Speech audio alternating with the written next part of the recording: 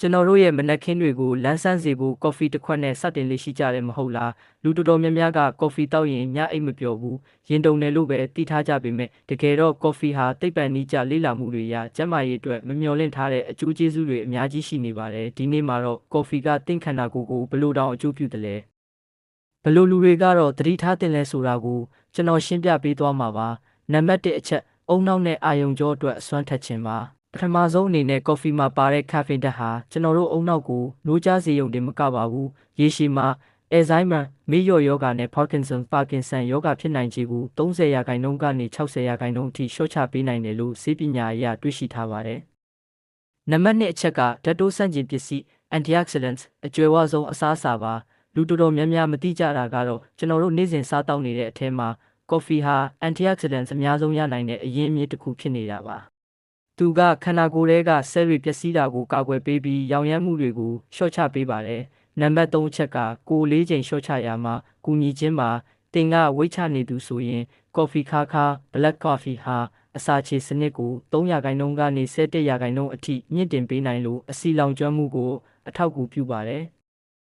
ဒါပေမဲ့ကော်ဖီကိုတောက်တဲ့အခါမှာသတိထားရမယ့်အချက်တွေလည်းရှိပါတယ်ရင်တုန်တက်သူများကဖိန်းဓာတ်နဲ့မတည့်သူတွေနှလုံးရောဂါခံရှိသူတွေသတိထားရပါမယ်အိတ်ဆက်ခြင်းညဘက်အိတ်ခါနီးတောက်ရင်တော့အိတ်ဆက်မှုကိုအနှောက်အယှက်ပေးနိုင်ပါတယ်တကြားနဲ့ခရင်မှန်ကော်ဖီရဲ့အကျိုးကျေးဇူးကိုရချင်ရင်တကြားနဲ့ခရင်းမတွေအလွန်အကျွံထည့်တာကိုရှောင်ရပါမယ်အကောင်းဆုံးကတော့ black coffee ပါပဲကော်ဖီကိုတန်ဆေးလွန်ရင်ဘေးဆိုသလိုချင့်ချိန်တောက်ဖို့ကတကယ်ကိုအရေးကြီးပါတယ်အထူးသဖြင့်ကော်ဖီမှာပါတဲ့ကဖိန်းဓာတ်ကခန္ဓာကိုယ်အပေါ်တက်ရောက်မှုအများကြီးရှိလို့ပါပဲဘလောက်ပမာဏကအလွန်ကျွံလဲဆိုရင်ကျန်းမာရေးပညာရှင်တွေနဲ့ FDA ရဲ့လမ်းညွှန်ချက်တွေအရပုံမှန်ကျန်းမာတဲ့လူကြီးတစ်ယောက်အတွက်ဘေးကင်းသောပမာဏကတစ်နေ့ကိုကဖိန်းဓာတ်400 mg အထိကဘေးကင်းတယ်လို့သတ်မှတ်ပါတယ်ဒါဟာပုံမှန်ကော်ဖီခွက်နဲ့ဆိုရင်3ခွက်ကနေ4ခွက်ဝန်းကျင်ပါပဲ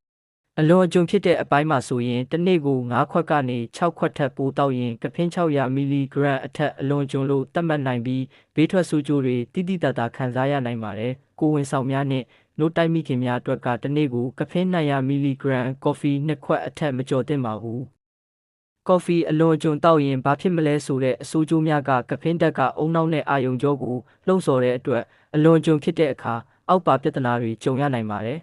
အင်ဆာမီယာဖြစ်တဲ့အိတ်မပျော်ခြင်းဟာကဖိန်းကအိတ်ဆက်ခြင်းကိုဖြစ်စေတဲ့ဓာတ်တွေကိုပိတ်ပင်ထားလို့အိတ်ပျော်ဖို့ခက်ခဲစေပါတယ်။ရင်တုန်ခြင်းနဲ့တွေးတိုးခြင်းဖြစ်ရခြင်းဟာလည်းနှလုံးခုန်နှုန်းမြန်လာပြီးတွေးဖိအားကိုခိတ္တတက်စေပါတယ်။နှလုံးရောဂါရှိသူတွေအတွက်ပိုသတိထားရပါတယ်။စိတ်ပူပန်ခြင်းနဲ့ကနားမငြိမ်ဖြစ်ခြင်းမှာဆိုရင်လူကတုံရင်ဖြစ်လာတာစိတ်လှုပ်ရှားလွယ်တာတွေဖြစ်တတ်ပါတယ်။အစာအိမ်ပြဿနာဖြစ်ရခြင်းကလည်းအစာအိမ်အက်ဆစ်ပိုထွက်စေလို့ရင်ပူတာနဲ့အစာအိမ်နာတာတွေဖြစ်စေနိုင်ပါတယ်။အယိုးကျန်းမာရေးဆိုတဲ့ osteoporosis ကကဖိန်းကကယ်လ်ဆီယမ်စုပ်ယူမှုကိုအနှောက်အယှက်ပေးလို့ရေရှည်မှာအယိုးအားနည်းစေနိုင်ပါတယ်။ခေါင်းကိုက်ရခြင်းဟာကော်ဖီအတောက်များသူတွေမှာကော်ဖီမတောက်ရတဲ့အခါခေါင်းကိုက်တာမျိုးခံစားရတတ်ပါတယ်။လူတစ်ယောက်နဲ့တစ်ယောက်ကဖိန်းဓာတ်ကိုတုတ်ပြန်ပုံချင်းမတူကြပါဘူး။တချို့ကတစ်ခွက်တောက်ရုံနဲ့ရင်တုန်တက်ပေမဲ့တချို့က၄ခွက်တောက်လဲဘာမှမဖြစ်တာမျိုးရှိပါတယ်။ဒါကြောင့်ကိုယ်ခန္ဓာကိုယ်ရဲ့တုတ်ပြန်မှုကိုကြည့်ပြီးချိန်ညှိဖို့လိုပါတယ်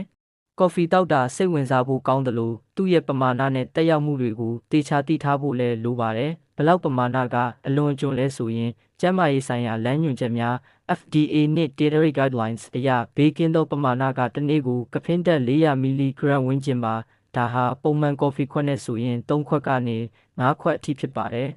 ။အလွန်အကျွံပမာဏကတစ်နေ့ကိုကော်ဖီ6ခွက်ထက်ပိုတောက်ရင်ကဖိန်း600 mg အထက်အလွန်အကျွံလို့သတ်မှတ်နိုင်ပြီးဘေးထွက်ဆိုးကျိုးတွေတိတိတတ်တာခံစားရနိုင်ပါတယ်။ကော်ဖီအလွန်အကျွံတောက်ရင်ဘာဖြစ်မှာလဲဆိုရင်ကော်ဖီမှာပါတဲ့ကဖိန်းနဲ့တန်နင်ဓာတ်တွေကခန္ဓာကိုယ်ထဲကအရေးကြီးတဲ့ဗီတာမင်နဲ့သတ္တုဓာတ်တွေကိုအောက်ပါအတိုင်းထိခိုက်စေနိုင်ပါတယ်။ဗီတာမင်နဲ့သတ္တုဓာတ်များစုပ်ယူမှုကိုဟန့်တားခြင်းဖြစ်ရတာဟာ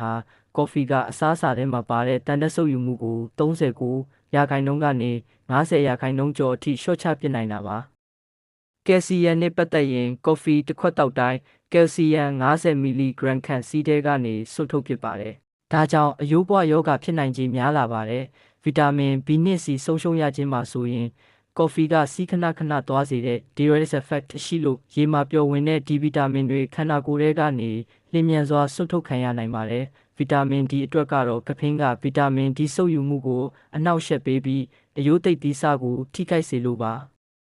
အခြားဆိုးကျိုးများကရင်တုန်ခြင်း၊တွေးတိုးခြင်း၊အိပ်မပျော်ခြင်းနှင့်စိတ်ပူပန်ခြင်းတွေပါဗိုက်ထဲမှာအစာမရှိဘဲတောက်ရင်အစာအိမ်အက်ဆစ်ပိုထွက်ပြီးရင်ပူတာဖြစ်တတ်ပါတယ်။ဒါကြောင့်အချိန်ခြားတောက်ရမှာပါ။အစားအသောက်ဒါမှမဟုတ်ဗီတာမင်အားဆေးတောက်ပြီးရင်ကော်ဖီကိုအနည်းဆုံး1 နာရီကနေ2 နာရီခြားပြီးမှတောက်သင့်ပါတယ်။နောက်တစ်ခုကတန်တက်ပါတဲ့အစားအစာတွေကိုဗီတာမင် C နဲ့တွဲစားရင်ကော်ဖီကြောင့်ဖြစ်တဲ့တန်တက်ဆုပ်ယူမှုအားနည်းတာကိုပြန်ကူညီပေးနိုင်ပါတယ်။